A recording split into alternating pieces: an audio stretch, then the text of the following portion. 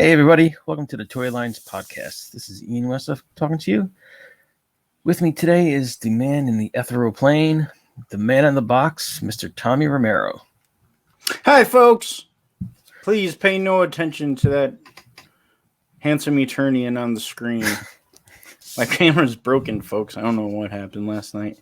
I was making some videos and so we're going to have to delay one more time on my Spawn presentation.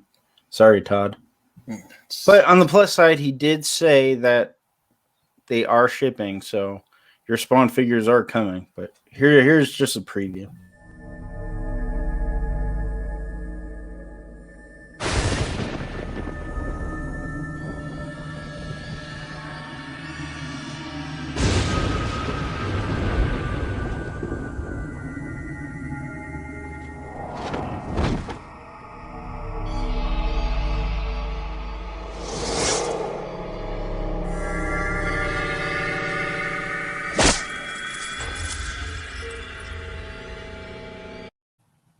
It truly is a wonderful figure, but I've heard a lot of negativity as usual. Surprise, surprise.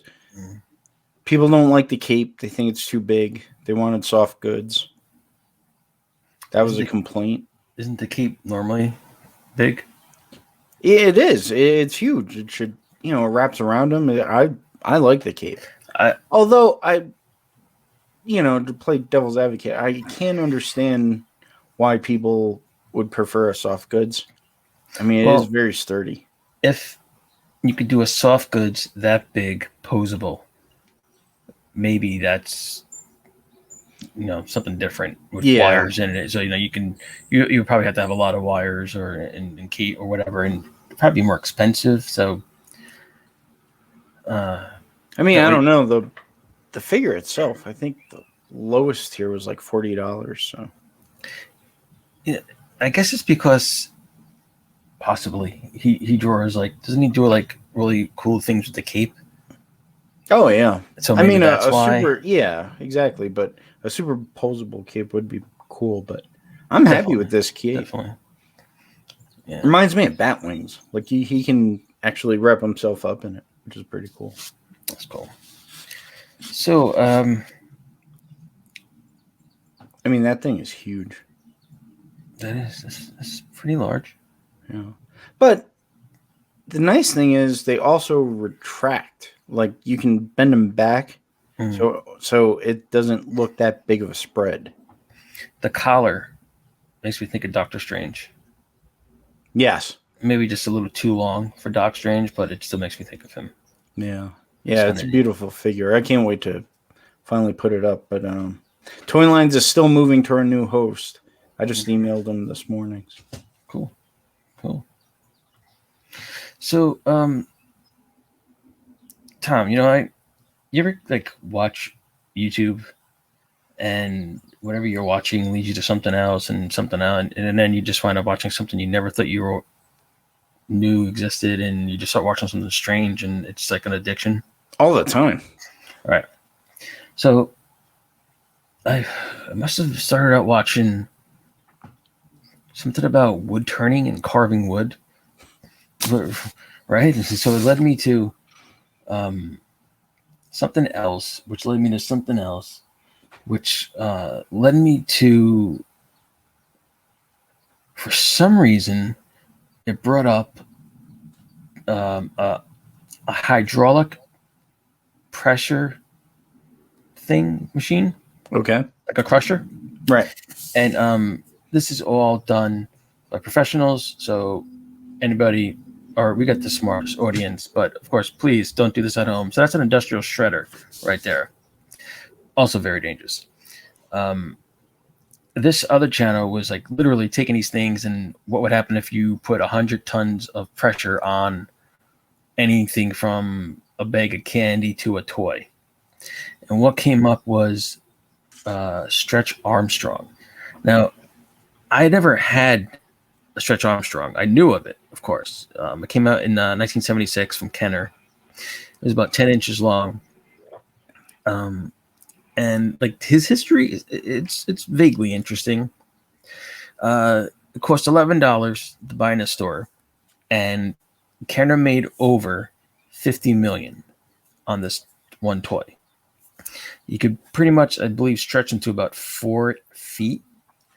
And the idea came up in 1974 by design director Jesse Horowitz, and then it got okayed by vice president of research and development James G. Kuhn. Originally, it was going to be called Stretch Man, and the idea was exactly what it is. They were thinking of using metal springs for the ability to stretch them. But our boy's corn-fed. Yes, so all American. This would be the metal is too dangerous. So they decided to go with corn syrup. This is where it gets interesting. Now, it's not, according to what I've read, it's not just corn syrup. It is corn syrup, but there's other things in it to help increase the volume. So, things such as there might have been in the 70s when they remade this toy later on. They might not have done this. They might have just stuck strictly with corn syrup because I guess that high fructose stuff came around and whatever. But so there was 9% of dextrose, 10% of maltose, 12% of maltose, 69% of higher saccharides. Other things included white limestone, glass particles the size of 50 microns, which I have no idea what a micron is. Gum resin. Very tiny. Okay. Gum resin, wood, flour, pine pitch mixture, limestone, and talc. And this all helped to cut the cost lower and increase the weight and volume just to make this guy stretch. Now, here's the thing. He was a very popular toy. And they made several others, like a Kenner Stretch Octopus, a Stretch Monster, and Stretch X-Ray, which I don't even know what that is. It was some food flavoring. You got yourself some pancake syrup. Seriously. But here's the thing. Mego caught on to this idea and made apparently somebody, ex-employee from Kenner got, the word of how to do this, and they made a line of elastic superheroes like Batman, Spider-Man, and Superman, and then Kenner wound up suing them and all that stuff. So why are we talking about Stretch Armstrong? Because the internet is filled with videos of people beating the living hell out of Stretch Armstrong. He was described as the toy that kind of couldn't break, but he came with 10 bandages with him in case he did break. And literally, there are videos from that industrial shredder, which he showed with Batman, to people doing the Coke and Mentos thing, which isn't going to do anything. Putting him in some kind of different fluids, seeing how he would dissolve. Firecrackers. Tom, you saw last night the ballistics test with him. That was awesome, actually. That was insane. The last one. Too bad we can't show it on YouTube, but yeah. Well, you should definitely look it up, folks. You can look it up. Especially if you're a gun nut, gives you an opportunity to see someone get shot. Please don't do this at home. There are professionals. Don't do it in your backyard. It's weird. Because I thought it was one person doing it, right? And then I just kept coming all these virus. Somebody filled one up with water, and they took out the corn syrup, they filled it with water, and it blew up almost to the size of a car, high. Another person filled it with helium. They put some kind of liquid metal into it to see what would happen. Stretch Armstrong took a beating. Remember in Toy Story when Sid was blowing up Captain Carl? Oh, yeah. Combat Carl, I'm sorry. That was nothing compared to what I saw this toy go through. Yeah, play with your toys, folks. Don't blow them up. Play nice. It's just don't blow them up. Unless you're a ballistics expert like this guy, because what he did was well, that's a whole other thing, a whole other show. But he took the safety precautions. And yeah, don't hurt your toys. But it's pretty interesting what's out there. Toys take a beating. So that was my week. I found this thing and I was just like, why am I watching this? Oh wait, there's another one. I got to see what happens. Yeah, so corn syrup though, that's also interesting because I was kind of like, what the hell is he made out of? And it's just this gooey, disgusting, clear liquid. So I spent my weekend on Amazon Prime watching these two. Is it the whole season or just? Nope, first 3. Okay. They're giving it to us in doses, which is good because it's kind of intense for if you're young. I mean, 13 and up, definitely. Right. But anything younger than that, I don't know. You might need a parent around. But you know what? I love the show. I love the book even more, though. Like, I know Robert Kirkman said he expanded the stories from the book onto the show. Do you think that was necessary? Some parts. Okay. Some parts. They changed very little, which was pretty good, but, obviously there are some changes. Mm-hmm. Cast is excellent. I mean, J.K. Simmons as Omni-Man. Jillian Jacobs as Adam Eve. Who did Mark Hamill voice?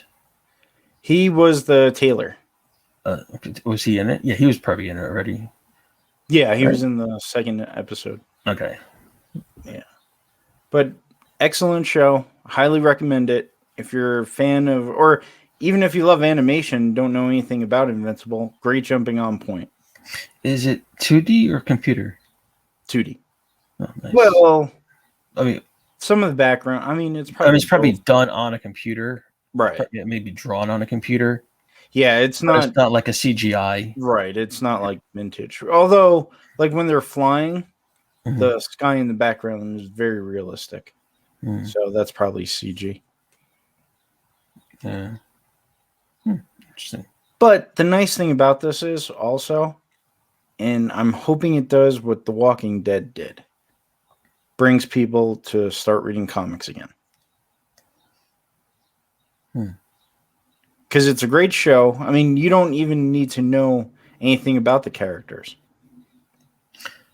Well, I think that'll probably happen with, I think the draw to the show for people will be the voice actors. And they see Mark Hamill's name and they'll be like, oh, Mark Hamill wasn't. What's this? Yeah, Mark Hamill wasn't really that promoted. Yeah, but he had a bit role. Yeah. It's not like I think it's going to be. He's not going to play. It's not like he's playing Skeletor at the moment. He's not the center. I think it's like, what's Invincible? And then they're going to read a little bit about it and be like, oh, okay. And then they'll start watching it.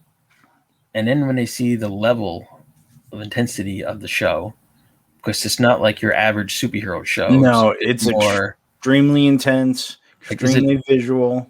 Violent and bloody, or it is, however, to a degree. Well, not excessive. There's realism behind it. Okay, if that makes sense. I think that'll keep people. Definitely, that'll draw people in. Definitely, although Amazon Prime is starting to develop like a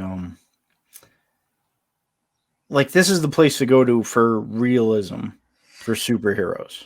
Well, see, they're also doing something else. So, like when they did The Boys, they completely changed most of it. Well, that's the thing. Theme is still there. When they're doing a Lord of the Rings show, Amazon. Apparently, they're putting nudity in the movie, which in the series, which I don't understand why. Because they need those Game of Thrones people. I guess, but anything Lord of the Rings Tolkien related, it's not like that. His writing, it never happens in the books, and I think it's unnecessary. I think that's just a ploy to get viewers. It's a poor idea. I'm just very business. Yeah. I'm not gonna watch it because I don't have Amazon Prime, but on that level alone, it's just like, don't pervert Tolkien. I mean, it's like blasphemy to me. It's a way of the world, man. Yeah, well, I mean, there's stuff on every show nowadays that I don't like. Yeah. I mean, TV it's not like the 80s. But Invincible is very realistic. Like, it's interesting. It takes concepts that, I mean, it's been a while since I read the book, but it takes concepts that you really sit there and think about it. I was like, oh, yeah, I guess so. Like flying, they did a whole, arc about flying. How he learns how to fly and about... Yeah, about landing and, how it's a muscle. So, will you go back? And then as far as the violence, like I said, it makes sense. Well, yeah, it's like if Superman punching somebody, it's in theory. Well, hold on, maybe I don't want people to misunderstand me. Like, I'm not for violence, or it is senseless. However, maybe the reason for violence is what I understand. So I'll leave it at that. But when you say it's real, I mean, if Superman punched a normal person, he's not going to just fall. He's going to probably break his jaw. Or his fist is going to go right through them. Or yeah, his jaw's going to get ripped off. I mean, if you punch him, you're going to shatter your hand. Do you think you'll go back and read the comics after this because you're watching it? I am. I was looking through my collection the other day. I was like, I may start reading the trades again. Because I do remember some plot points. Like, I remember the death of the Guardians of the Globe. Mm-hmm. See, I don't want to give away spoilers because there's a lot of good stuff in there. Like, farther down the line, Robot basically takes over and saves the world. I remember that plot line. Duplicate. Right. When one of her mains dies and she goes into a depression. Who is the character's name? That is one of the Guardians, and he's based off the 16th president. 16th president? Yeah. Cecil? I have no idea. No. He's basically Abe Lincoln. You never picked up on that? I have no idea. Did I make that up? I don't remember. I don't know. I always assumed it was supposed to be Lincoln. I don't know. And yeah, you're probably right. Like I said, I haven't read it in a while. Like, I'll be honest with you, I love this book so much. When Kirkman announced the final issue, I still haven't read it. I have it. You haven't read it? I haven't read it yet. I'm not ready. Why not? I don't want it to end. You want it to end. Yeah. Well, maybe. And then I believe it or not, I even convinced Mary to watch it with me because of the story arc with Adam Eve, where she loses her leg and gains all this weight. I don't know about that. Yeah. Oh my God, Kirkman received so much mail from that story arc. How'd she lose her? All right. Well, I mean, don't go into it, but that was she loses her leg. Must have been later on in the series. And all the good stuff happened. Like, I don't know. I mean, like when Mark gets replaced for a while, right? And then, well, I mean, there's a lot of stuff that happens in the first bunch of issues that's gonna have somebody go, and I know you're gonna know what I'm talking about. They're gonna have like a what the hell moment when they see what happens. Oh, lots. I mean, it's gonna just be like. I mean, I remember the storyline where Mark gets raped. So there's a lot. I remember him going. So like, I had read this thing years and years and years and years ago. I had a couple of trades, and I remember him like being with a spaceship, and he could fly in and out of space. He took a sandwich, but the sandwich froze in space. Yeah. I remember that. I remember like the Guardians. There were some really good things. I can't remember where I stopped. Maybe in like the 30s or 40s, but like Rex Blode. I remember him, one of the characters. Yeah, But he was always. I didn't know what it was when he changes the outfit of his suit, the color. When he changes the outfit of his suit, that makes no sense. When he changes the color of his outfit, because he's originally blue and yellow, and he kind of changes it later on. But the thing is, he's got a really cool looking suit, and it's interesting how the character, the tailor, what he does, without giving, I don't know if that's giving anything away or not. No. There's what it comes down to is it kind of takes the superhero world and the whole concept of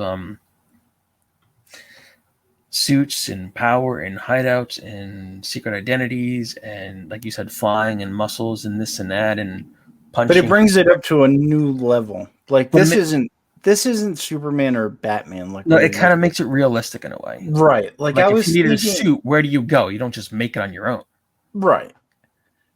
But it also touches upon, like, it's very realistic, which is something completely outrageous to me, anyway. Yeah.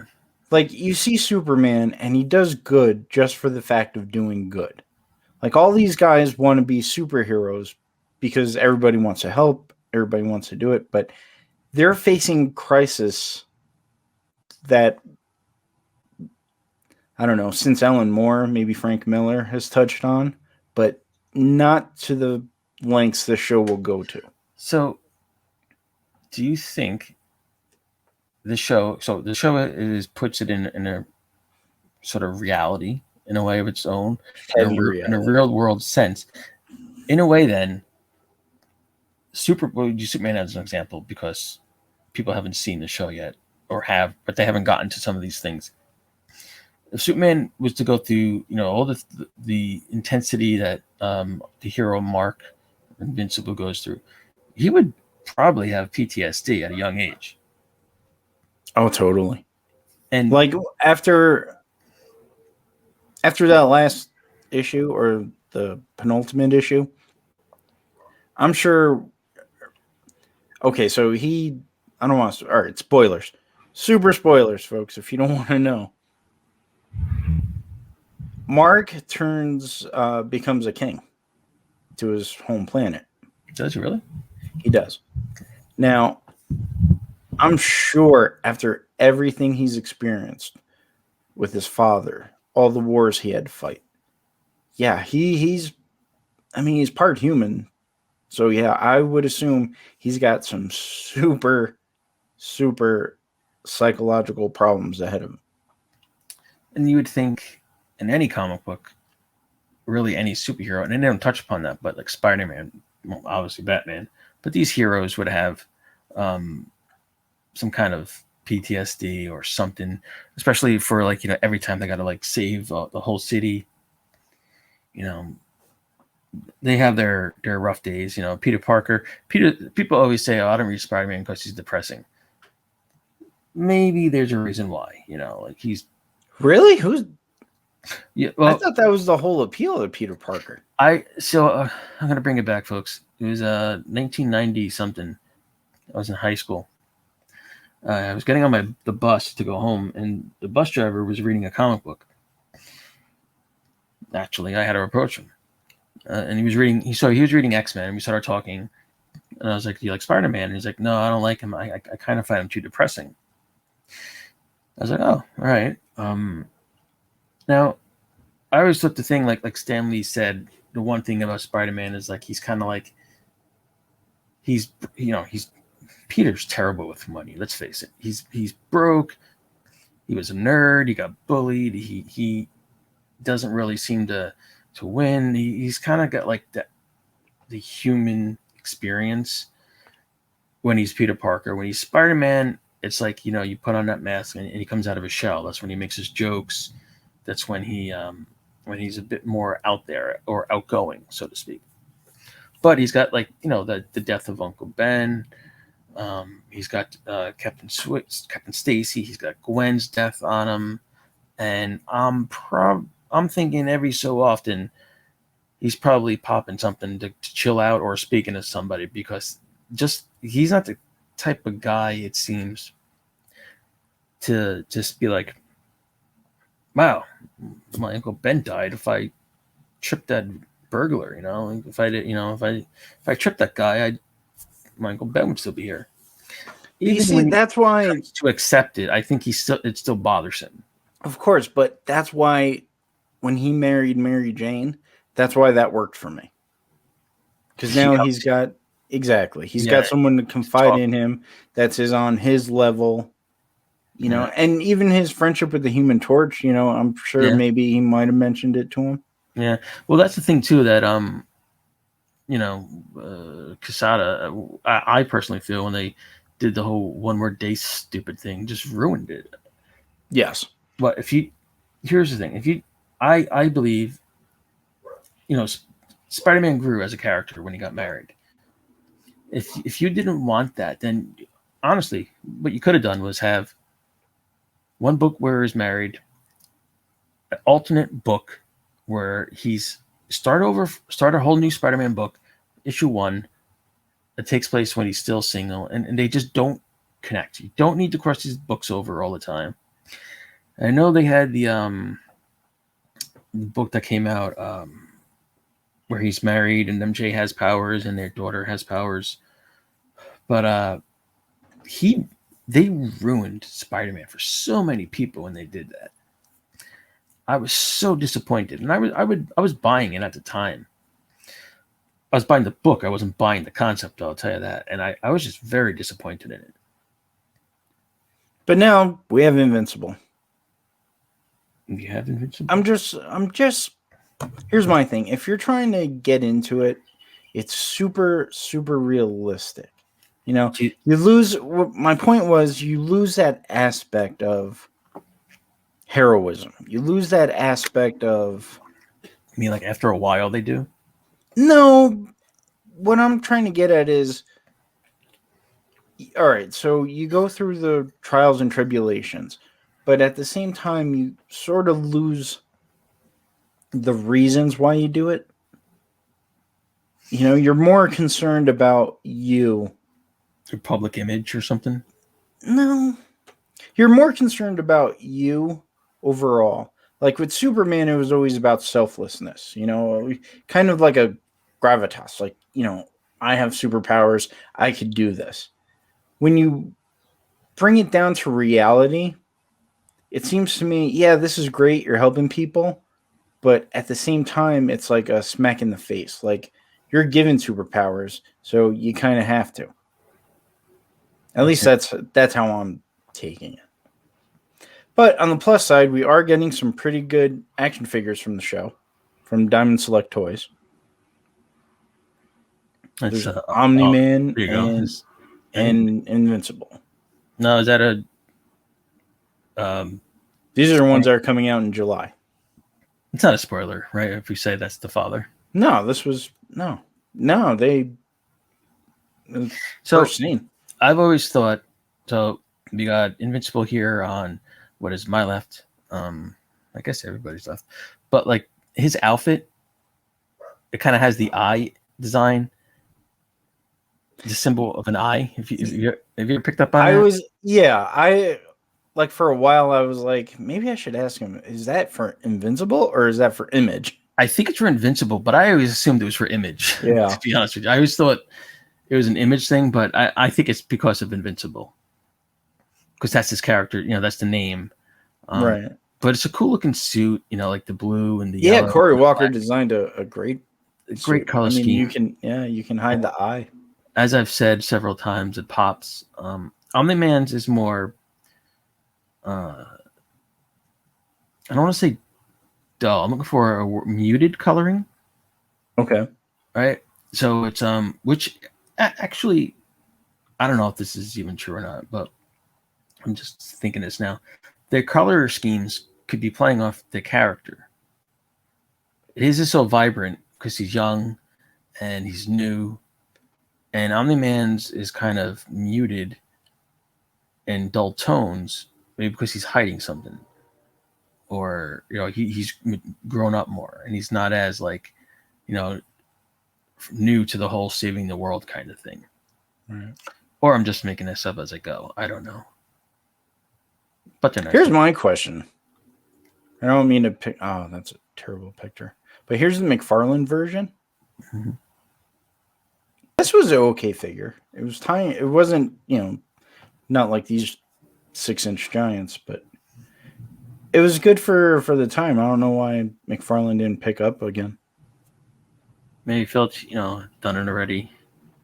And here's that alternate suit you were talking about. Yes. Now, when I was reading... It's blue and black. Yes. And it still does have sort of the eye. Yeah, it's exactly the same thing, just new colors. Now, when I was reading the comic, when I had the trades, I had to go out and buy an issue because there's a villain who would send him to different worlds when they were fighting. And one of the worlds was a Walking Dead world. But one of the worlds was Marvel 616. And he teamed up with Spider-Man. Yeah, he teamed up a lot of he teamed up with a lot of different heroes. But do you think they won't have that Spider-Man episode? No, Marvel, because remember that's the Marvel. issue. Remember the issue spun off? Although I will admit, there's a scene where everyone's at the Guardians of the Globe funeral, mm-hmm. and it pans down to this bald-headed kid, all dressed in yellow. I was like, "That's One Punch Man." So that'd be kind of interesting if it would. Do you remember the Spider-Man issue?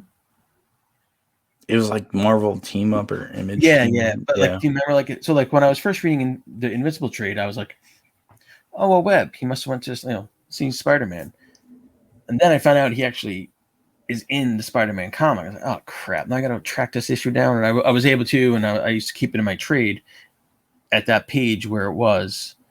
So if I read it, I would come across it, and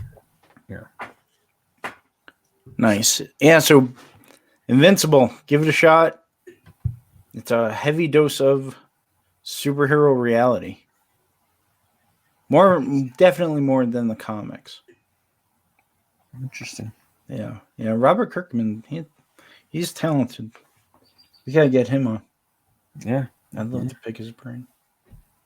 So let's get into some news. Where we going first, Tom? Todd McFarlane just announced from WonderCon that the second Spawn Kickstarter, which it will be launching in 2021, will be Medieval Spawn. And check this out. He wants real metal on the figure. Like, not just the chains. He wants a metal shield. We're probably going to end up with a metal helmet. And if it's anything like this masterpiece, I can't wait. We need a tetanus shot. Because Medieval Spawn, visually, he is tough. Do you think that would make it more expensive, the metal? He's trying to keep the cost down, but if it's any indication from the first Kickstarter, he funded $3 million, over $3 million. What if they do it like a vacuum seal kind of thing, or the only problem with vac metal is after time it starts to chip. So I think he's going for legit metal. Like he probably wants this bad boy to be heavy. Yeah, I'm just thinking like cost wise for the buyer, but I'm sure they're figuring it out. Because that's how if you're gonna do all the spikes, the chains, the mask, the shield, the axe. Well, I don't think he's gonna do this. Oh, excuse me. I don't think he's gonna do the spikes. Okay. It'll probably be like maybe the shield, maybe a helmet, obviously the chains, but he's got an axe right now and he comes with a sword, so I don't think those are gonna be metal. Yeah, unless he does, but cut your steak dinner with it. Yeah, exactly. So that's exciting. He also said Warhammer will be releasing artist-proof variants. so people can paint them themselves, like the miniatures. So that's pretty cool. That's kind of cool to paint Yeah. it yourself. And he also said he was going to extend that to the DC Universe figures. If you have that ability, which I do not, but if you can do that, that's pretty cool. Like customize it yourself. Yeah, definitely. I love customizing. I wish I could, but I try. It just becomes a mess. So Todd is also playing the variant game. Right now we have Curse of Apocalypse. Oh, excuse me. This is Lord Covenant Spawn from the Mortal Kombat collection. What do you think the way he looks? He's in black and blue, or turquoise colors. Do you like I like the white cape, but that's about it. See, to me, like, I look at Mortal Kombat Spawn, and I don't mean to insult anybody, but after coming off something that looks like this really isn't a comparison to me. Well, what is he, like an unlockable player? No, I think he's just downloadable. Yeah, I think I meant that. I don't really know video games. And then he's also coming out with Curse of Apocalypse Spawn, which is a Walmart exclusive gold label series. This is interesting. It looks like it's the same figure. Yeah, just different colors. Yeah. Variant game. I thought it was actually a different character altogether. The yellow is nice. But it's interesting. I don't like searching for variants, but this is kind of a cool looking figure. But if this is your thing and this is what you read, if you're into Mortal Kombat, this is a great figure. Or if you're into Spawn, I mean, if you collect Spawn, then yeah, if you want to. And then the variants don't stop there, Ian. No. Zack Snyder's Justice League Batman from McFarlane Toys is an entertainment exclusive limited edition maskless Batman. It looks nothing like Ben Affleck. Yeah. Not even close. Yeah, not really. So this is an Entertainment Earth exclusive. Correct. And it's already sold out. Wow. It's supposed to be released in July, so hopefully they'll have more. And then the Walmart exclusive is Justice League Superman in his regular colors. I actually like that outfit looking better than what they made for the movie. I haven't seen it, but you like this one better than the I think Regeneration suit? Yeah, because he should have only, to me, he should have only worn it for so long and then gone back to this. That's how I feel. Right. But, I totally agree. Like at the end of the Snyder cut, he still has the black on. Oh, he does, yeah. Okay, like I haven't seen either version, so I'm just saying from the toy I've seen, which was the black suit. Right. After a while, you kind of, it's like when they made Superman electric, red and blue. It was like after a while, you're like, dude, I just put the colors. Yeah, that's just ridiculous. That was a dumb idea, but. Anyway. And from the Batman Beyond series, here is a maskless Shriek, and this is an Amazon exclusive. Now, take note, he will not come with build-a-figure piece. So basically, you're just getting a Shriek without a mask. Without a mask? Oh, that's what he's maskless. Yeah. Right. Now, here's something that I was just thinking about. Okay, I understand the need for variants, from a company standpoint. But why not just make a multiple head? Like, just make a Ultimates pack coming with the Build-A-Figure, 2 heads, instead of separating everything. Well, honestly, we could probably discuss this forever, but do you really think there's a need for variants? Like, in your honest opinion? It depends. It depends on the character. Yeah. Like, okay, so certain characters have different looks. That I can understand. Like, take He-Man, for example. Right. He's got the regular harness, and then there's a battle armor version. Right. Now, we've never actually seen the battle armor version in any other type of media, maybe a mini comic. But he's got a different look. So that as a variant makes sense to me. Like even the Superman one. All right, so we got him in this suit, and then, if you want, you can get him in the black suit. But like the way I see it is, why make it so difficult to find? Or Right. Yeah, some people why not like just the chase or the hunt, yeah? I but mean, I'm not.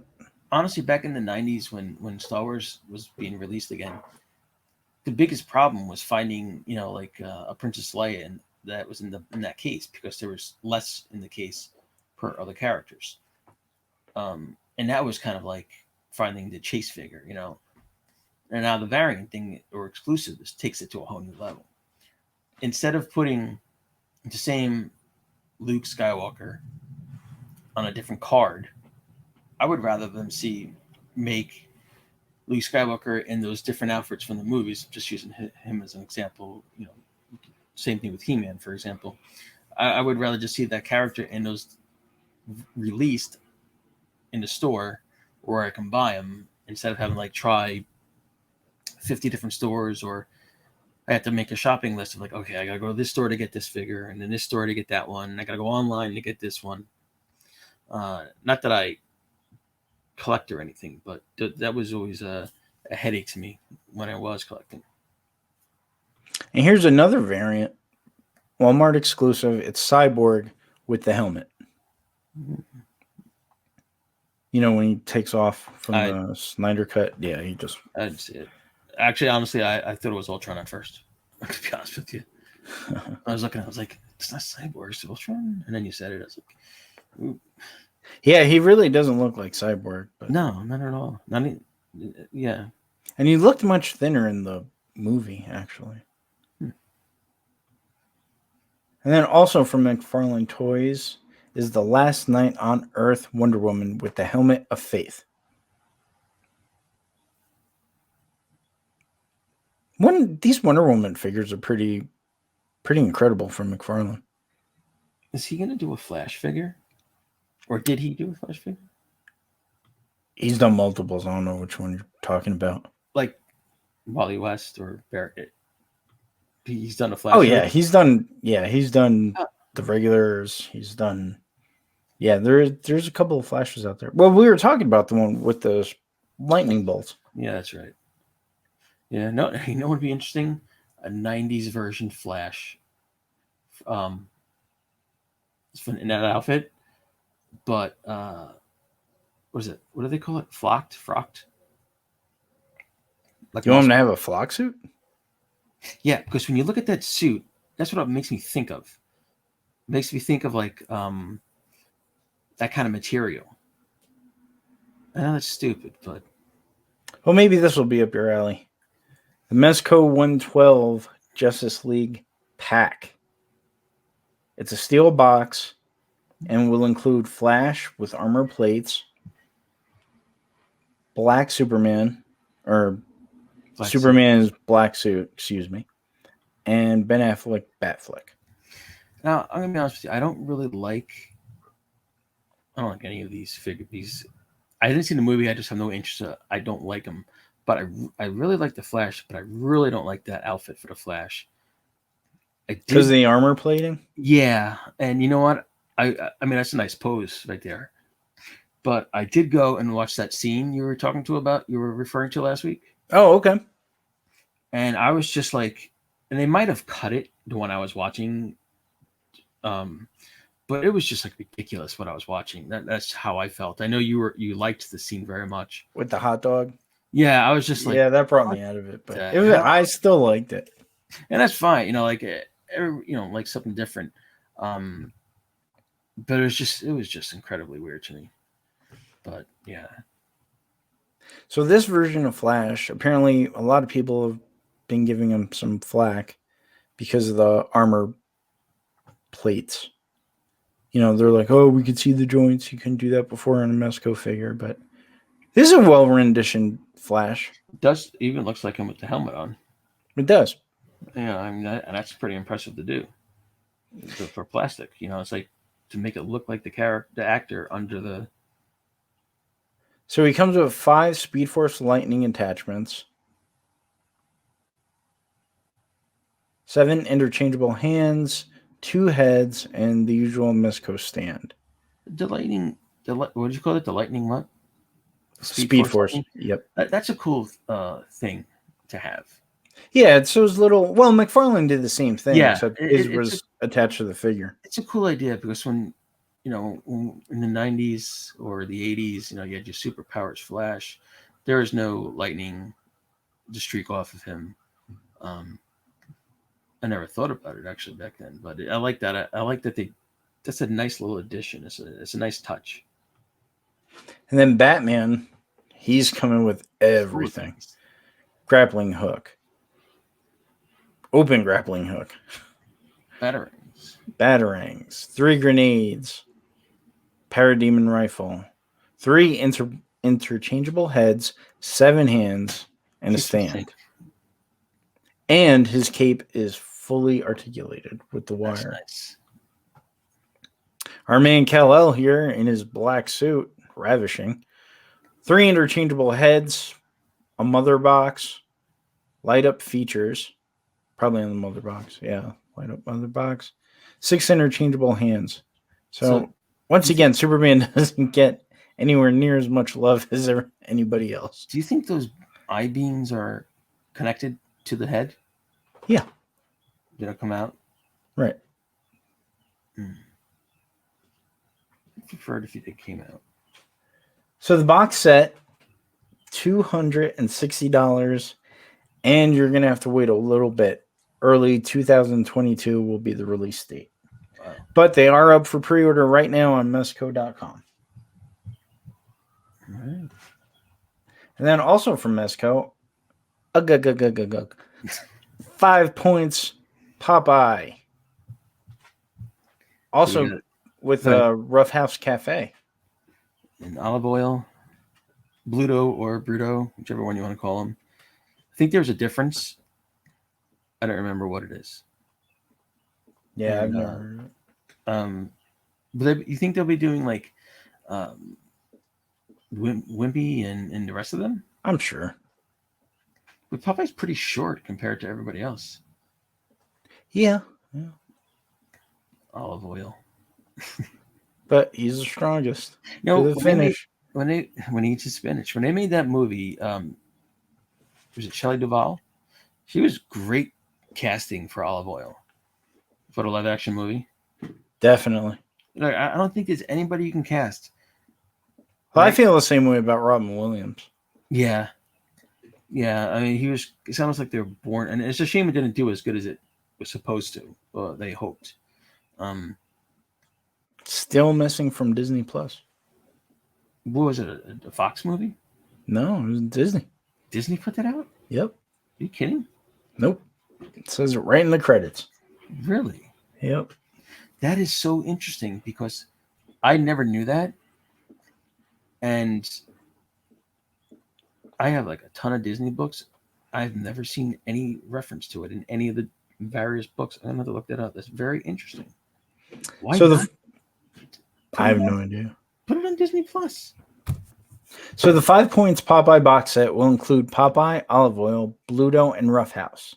It will include the Rough House Cafe, 2 pairs of arms for both Popeye and Bluto, spinach, a spatula, frying pan, 4 display bases for each figure. This will be released in fall of 2021 and is retailing for $55 on the Mezco website now. That's a decent price. Yeah, it probably is. For all that? Maybe I'm being a little cheap, only because it's, the 5 points collection. They're not really that tall. I mean, you probably like them because they'll probably remind you of Reaction or Kenner figures. I just, and 4 figures for $55 is pretty decent. And it's got the spatula from Spatula City, so that's kind of cool. If anybody saw UHF, please let me know. And then from Ramen Toys, we mentioned this last week, the Centurions, Commander 80. It's interesting to see the painted version now. Yeah, they look better painted. They do. And it does remind me of like Halo figures, just different accessories. I could see that. But these are pretty cool figures. What's that middle thing on the green guy's chest? It's like a wing. Yeah, it probably is. He's the sea guy. Max Okay. Ray. And then Ace McCloud is up in the sky. So basically, all these little like Lego pegs on them, or you can attach an accessory to. Exactly. Okay, interesting. Well, that was the whole point of Centurions. Like, if the line survived, they were going to come up with either different character or more characters, obviously, Right. and then different accessories for Yeah. right. Interesting. So, if you head on over to Ramen Toys Facebook, you can see more pictures in development for Commander 80. Sorry about the sirens. If you're picking it up on the mic, it's So here's something cute and adorable. We need more. I gotta say this, Tommy. Galactic, what is it? Galactic Snacking Grogu from Hasbro. This is a galactic waste of money. It's Disney is taking an intergalactic space cow and milking it for all it's worth now. Well, he may not be on the Mandalorian anymore, so this might be the last. We'll see the little guy. It won't be the last, but go on. I'm gonna. $79.99. Wow. Makes sounds, eats. He's no laughing Elmo, folks, but he's adorable, especially when he raises both his arms because he wants you to pick him up. Here's the thing. This is why I don't like this toy so much. One, it's not as nice looking. Two, it took everything that a girl's baby doll did, like, baby surprise, and put it all into this one. The only thing I'm waiting for this Grogu, I almost called him Elmo. The only thing I'm waiting for this Grogu to do is to take a dump, and you have to change his diaper. That's how I feel about this. I just feel like I don't see why. I know why they did it, but I don't see the reason why it's there. I don't see it, Tommy. I'm sorry. That's a negative vibe coming out of me on this one, but I don't like this toy, I guess, is what I'm saying. Gotcha. So I owe everyone an apology. Last week I said that the Bird Girl was a Harvey Birdman special. Apparently it's a full-blown show, so I apologize. Like series? Yes. Full series with Bird Girl and her new crew, apparently. So I'll watch the first episode. I'll give it a shot. I'm hoping it's at least a little funny, or as much funny as Harvey Birdman. Mm-hmm. But I think she's also at a disadvantage because Harvey Birdman took in a lot of classic characters, and I don't see that on this show. So hopefully they'll create some new stuff. So what in the Harvey Birdman show? So I never watched it. I know you're a big fan. So was he kind of like a moron, and she and like he would be. She was only in a couple of episodes. But okay, so but was he kind of like stupid though, funny, or? Yes, yes and no. Yeah. Like I love the law aspect of it, but some of the cases he got were just ridiculous. Not ridiculous, but like obviously Scooby-Doo and the gang got busted for weed possession or pot possession. Right. So that's funny. The Jetsons went back in time to sue because the planet's ruined in the future. So things like that was interesting. And then they would bring in different types of characters like Bear. There's Bird Boy or his sidekick. He was starting to develop his powers, so stuff like that. And then, Peter Potamus, did you get that thing I sent you? I mean, that's so this Harvey Birdman he was originally a cartoon show before this, and then they kind of made this into their own thing, right? Right. That's when Adult Swim started. And so they were taking existing characters and putting a goofy twist on them. Kind of like the Space Ghost Coast to Coast or something? Right. Okay. You're a fan of that show as well. Space Ghost was okay. He did another show called Cartoon Planet, which I thought was better, but I just thought it was dumb the way he interviewed people. Okay. Now, because I have no idea who's been demanding this, but Waldo has his own 1/6 scale figure. You know why they wanted that? So you could find him. From Blitzway. Never heard of Blitzway. Interesting. Yeah, last year they made a Inspector Gadget figure, which came out really nice. That's interesting. Tons of accessories and stuff. Well, actually, but you can buy the deluxe Waldo if you can find $100 to spend on him. Or you can get the basic figure, which just comes with a cane, a bag, and a stand for $60. That's a lot of money. Yeah, I mean, I don't know. Maybe I'm out of it. Is Waldo really that popular? I don't think anymore. Cause I was kind of thinking about that a while ago. I was like, you haven't really seen it lately. But I'm looking at him now and I'm thinking, you should put a lightning bolt scar in his head. He kind of looks like Harry Potter. But to go from Inspector Gadget to Waldo is kind of like, it's a weird step, but I'd like to see what they come out with next. Because these are characters that you don't normally think of seeing a toy of. So it's, it's kind of interesting. And it's also one of the easiest Halloween things if you ever need to dress up. Spray paint a white shirt. So Hasbro messed up. Apparently last week when we announced the book series figures in the Black Series Star Wars line, the Crimson Guard is not really Karnor Jax. He's actually Kir Kanos. And Hasbro recently sent out an apology because everybody knows, apparently, that Kir Kanos Karnor Jax should have darker arms. Now, the box art looks like Dave Dorman painted it, or Dave Dorman artwork. I'm thinking. Could be wrong, but he did a lot of Star Wars covers and Indiana Jones comics for Dark Horse. So that's a variant. I wonder if they're going to start redoing boxes with the correct info. Was this released already? In Canada and certain parts of Europe. So, yeah, this is a collector's item now. So yeah, it might be, yeah. So let's get on to the biggest announcement of the week. Congratulations to NECA. Goliath. Yeah. Now, Tom, I apologize. From the Gargoyles. You're going to have to beat me out. Is this the best toy I've ever seen? This is such a beaut. It is incredible. When I sent my friend a picture of this, I texted it to him. He literally said, "Why are you showing me something I have no room for?"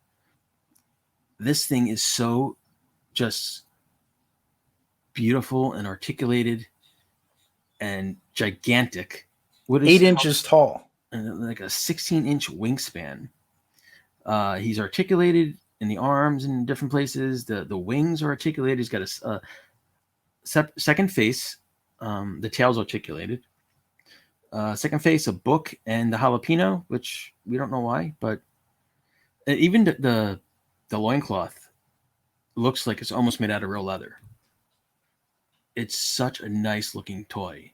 And they've already said there's 5 more coming out. Yeah, the rest of the group. And there's a rumor that there will be a deluxe version of Goliath to look like this. That's all I wanted to see is him wrapping those wings as a cape. I always liked how they did that, the gargoyles. Yes, that was a great touch. Who's your favorite gargoyle, by the way? Probably Goliath. I really didn't have... I mean, I liked them all. Yeah. I liked Brooklyn a lot. I like Hudson. He is just like that war-torn... He's like, well, what's the name of that body of water? The Hudson. Fine. That's what you can call me. The Hudson. Goliath is great because he's a leader. Like he's just so he's awesome. But like, And the show itself is fantastic. oh, the show is great. I mean, continuity, a Beatles reference with the guys who are smashing the gargoyles, and they get the silver hammer, which is a reference to Maxwell's silver hammer from the Beatles. I remember the episode where Eliza got shot. Yeah, I remember we discussed that on here. Yes. You know what? I might have even said that then. The one thing I've always wanted to see was our Gargoyles Ninja Turtle team up. I'm still waiting. I think that would be very interesting. But yes, this is a great. I don't know. Anything's possible. Nickelodeon owns them. And like compared to the '90s toys when Kenner was releasing them, which were great toys, this is just cool. This is incredible. So congratulations to NECA. Right now, and you can order him at Big Bad Toy Store or pretty much all toy stores in July, because NECA said this will not be an exclusive. He's going to be everywhere. That's $30. A little high, but I think it's worth it. And can you imagine if we were at Toy Fair and this was there this year to see? I probably would have freaked. Yeah, NECA's been. You're absolutely right. I mean, they caught everybody by surprise with Defenders of the Earth, and now this is huge. This is just like one of the great Disney afternoon shows. And the hits keep coming from NECA. They've announced, or they teased, a Teenage Mutant Ninja Turtles 2 Ultimate Shredder. This is a great painting. Yeah, I can't wait for the figure. It's going to be huge. Yeah. At least that's what I'm thinking. Yeah. And then The Thing. John Carpenter, right? Yeah. Kurt Russell, John Carpenter. It's a remake of an old black and white movie. Way better. So many. Keith David from Gargoyles is in it. Goliath, his voice.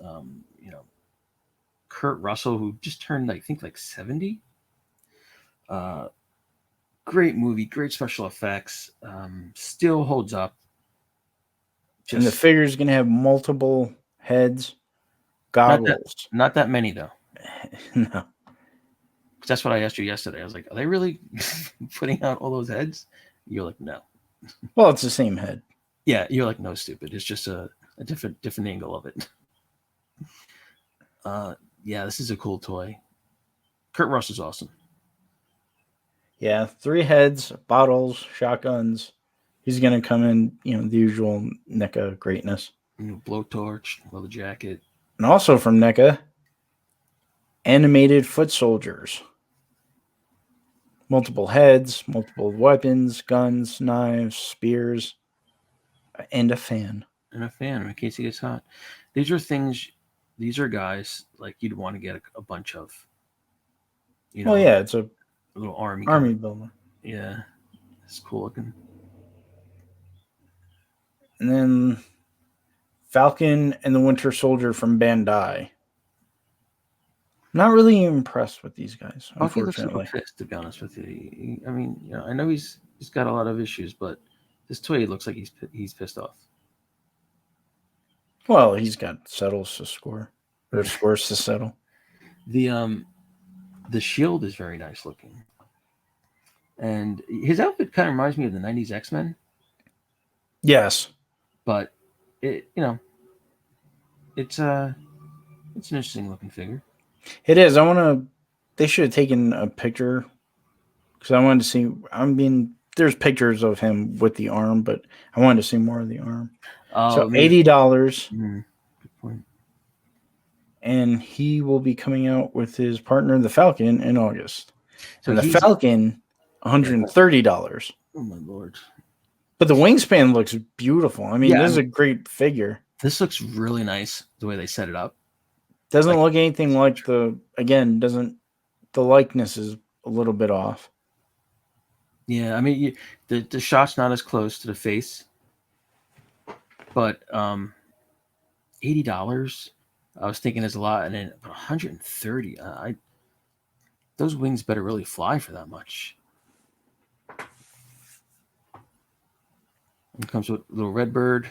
And I don't know, the wings are cool though. I love the way the wings work in the show or the movie, how they can kind of like fold on him to deflect when he's getting shot at, or how he can do things when he's flying and use them as weapons in fighting.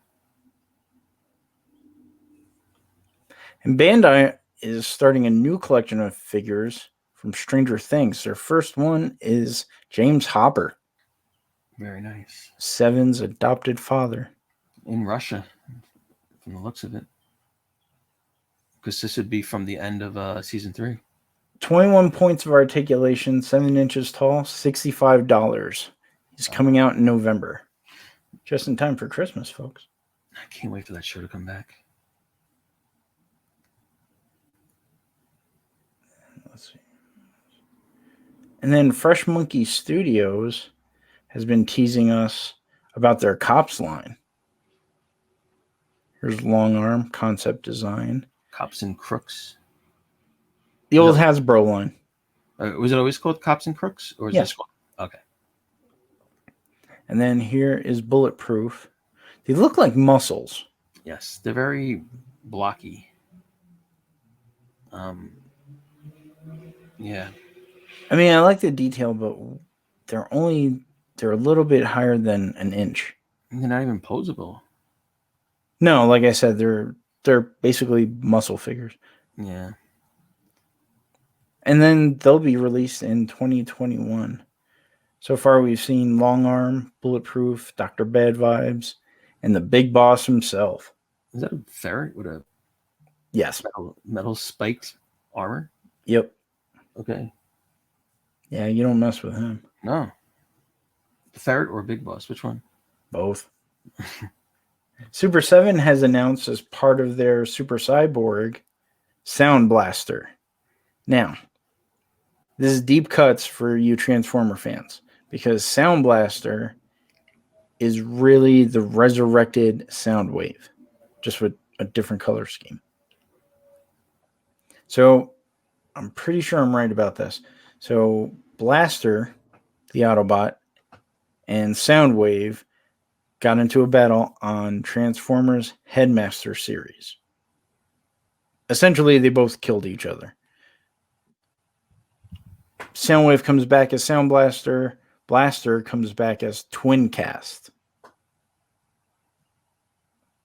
Just with different color schemes, but they're basically the same one. So Super 7, part of their Super Cyborg see-through line, $75. And you can get them now at super7.com.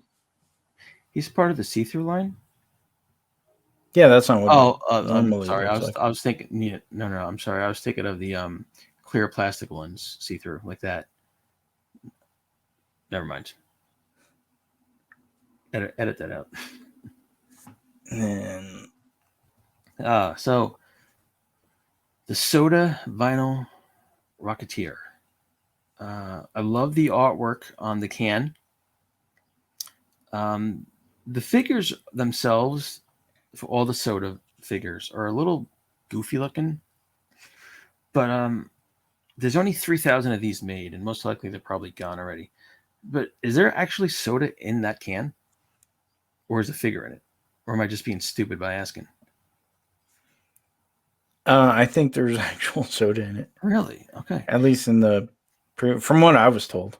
Okay, so this is an interesting toy that they came out with. Like I said, I really love that artwork on the can. I kind of wish they would just sell the figure, in the stores instead of this is a exclusive at WonderCon. So, like, since the 3,000, this is going to be up on eBay now for, who knows what. But it's interesting to see what Disney chooses to do with this character whenever they do something. Then Hasbro also announced a Fortnite Victory Royale Zero Crisis Edition.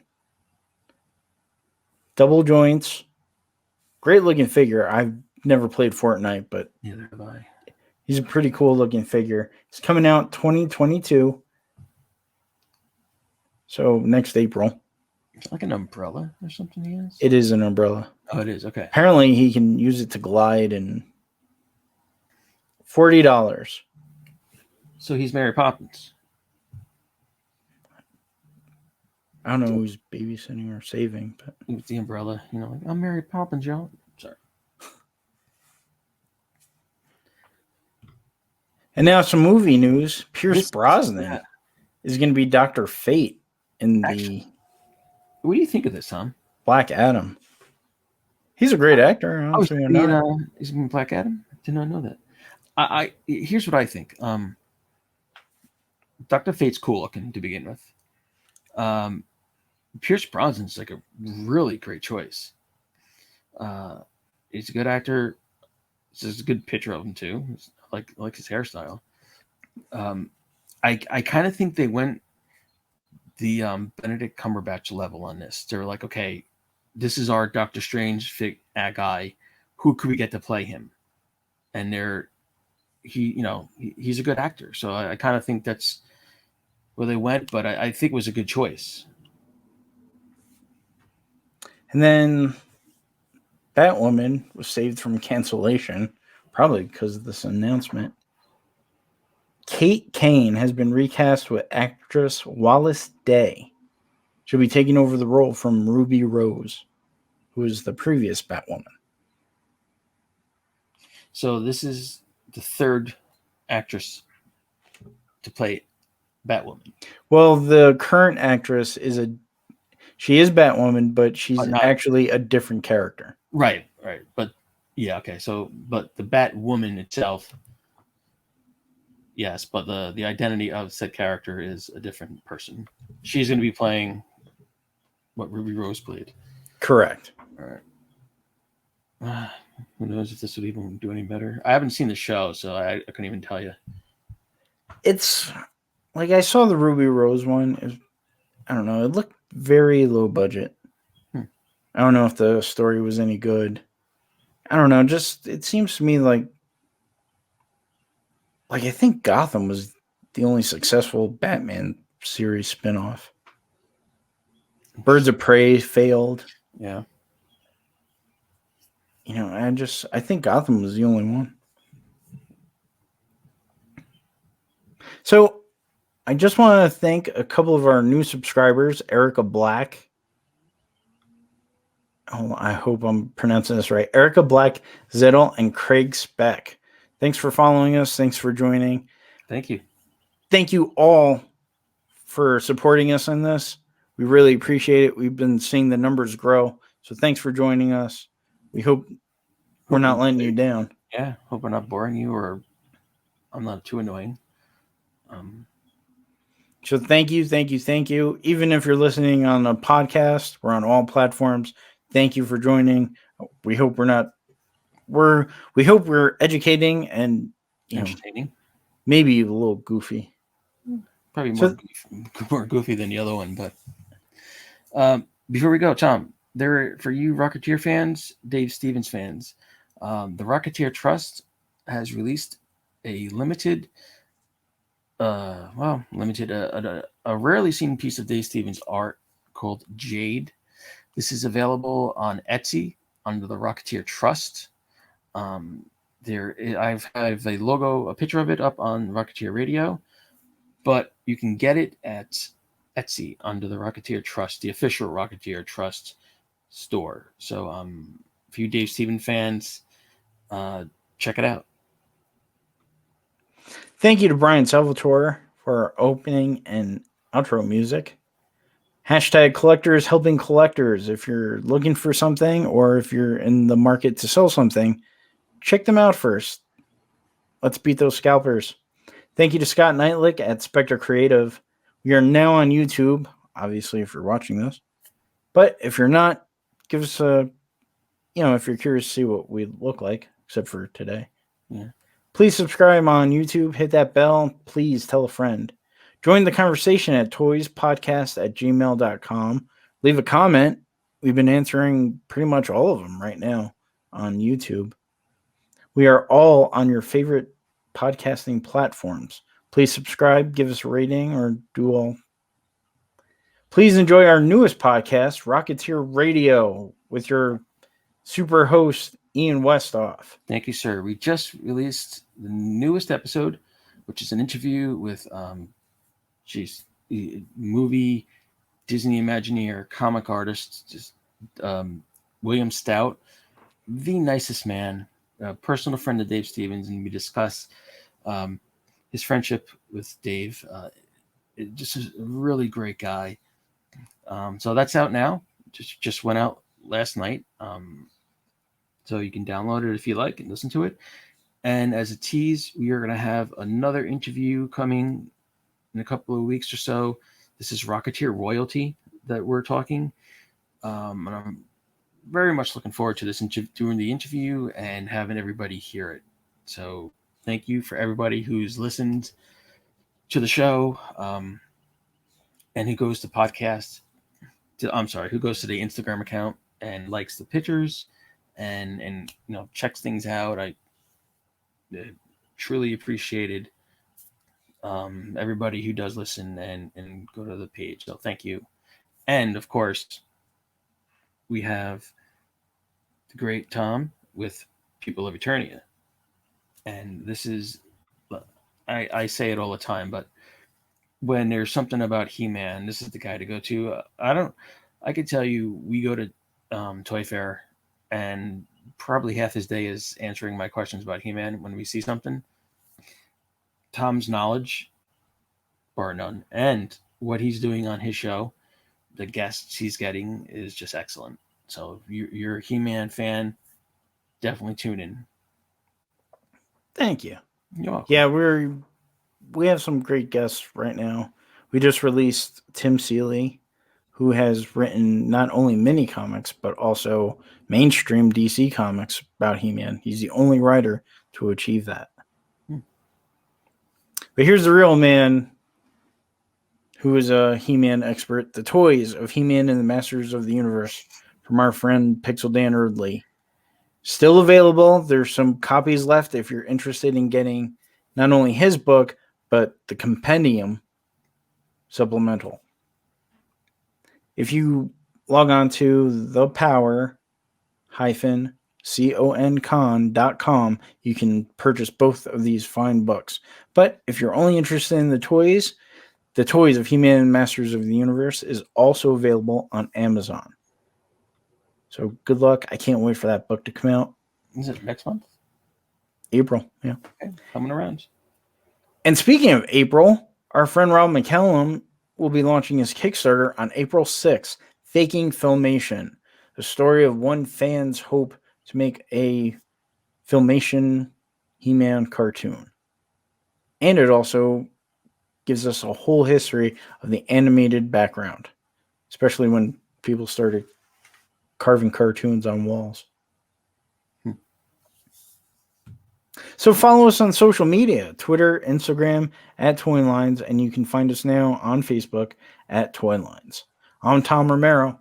I mean, my stuff. Play with your toys.